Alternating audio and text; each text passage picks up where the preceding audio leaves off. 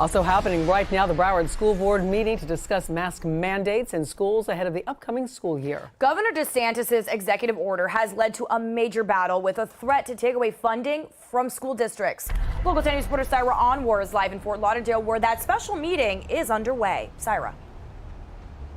And Christy and Janice, so far in this special meeting, 6 of the 9 school board members have publicly said they will vote to keep mask mandates in Broward schools, and that is all despite the fact that state officials are threatening to withhold their salaries if they do exactly that.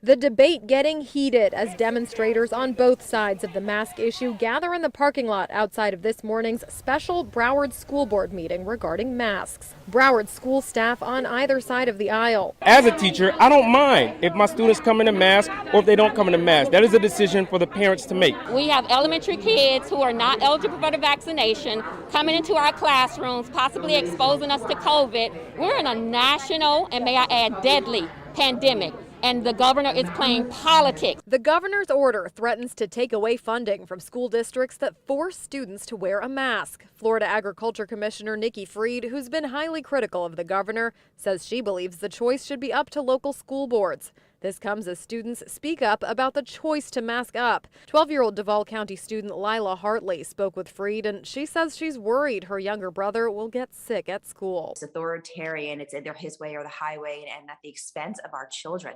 You're not hurting the school board members by taking away funding, you're hurting Lila and her friends. At least 5 counties have instituted mask mandates, including Broward County. Broward school officials say in light of the governor's executive order, the district is waiting for further guidance before making a decision on the mask mandate for the upcoming school year. Today's meeting called to discuss that very decision. And also today, United Teachers of Dade, they are holding a speaking engagement. Well, they will voice their opposition to the governor's executive order. Of course, we'll keep you updated with everything that happens there. That is the very latest live from downtown Fort Lauderdale. Syra Onwar, Local 10 News. All right, Syra, thank you. And we're hearing from Governor DeSantis today on mask mandates in schools. He's actually right here in Surfside honoring first responders following the condo collapse. And Local 10 News reporter Glenna Milberg is joining us live with what the governor is now saying. What's his reaction out there, Glenna? Well, Christy, I will tell you that wherever the governor goes now, with literally days in some places to go before the school year, he gets the questions about his executive order about mask choice, parental choice in schools, and today here was no different. And again, he gave that very layered argument that he has in favor of parental choice. It involves his questioning the efficacy of masks, and it involves his line that he is protecting the most vulnerable, who are seniors, and that the likelihood of severe illness in children is very small. So let you take a listen to what he had to say here.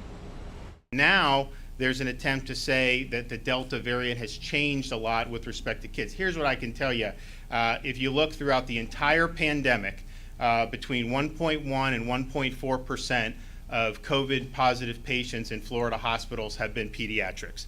And right now it's 1.3%. So you've not seen a change in the proportion of the young people who end up being admitted. We think it's ultimately the parents' decision. We think that this is something that intimately affects the health and well-being of young kids. We had a whole year to watch how this is developed in Florida and throughout the United States and throughout the world. And I can tell you in Florida, we had school districts that mandated it last year, others that didn't, same with private and charter, and there was no statistical difference.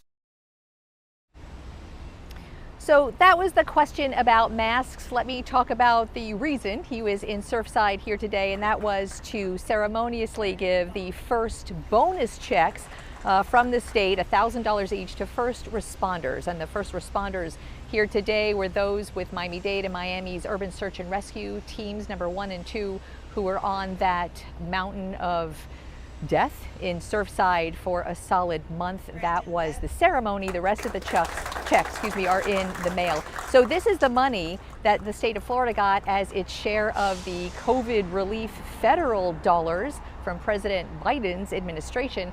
The governor here didn't mention that. He took credit for bringing to the legislature the fact that the first responders should get the $1,000 each. Lawmakers then passed it, and that brings us here today.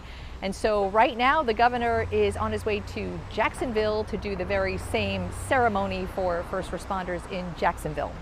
And I will add one more thing. The Miami-Dade Fire Department, and I believe Miami as well, has a department policy to wear masks. So today at the ceremony, you saw all the firefighters from the staff, paramedics, firefighters, the brass, the chief, all wearing masks.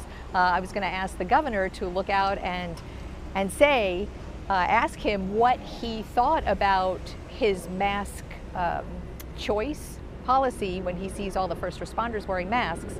And then I asked some of the first responders who told me because they were vaccinated, without the policy, they might not have been wearing masks here. So this mask debate goes on so many levels, and that is the story here in Surfside. I'm Glenna Milberg reporting live, Local 10 News. It's debated all over town, definitely. Glenna, very interesting. All right, the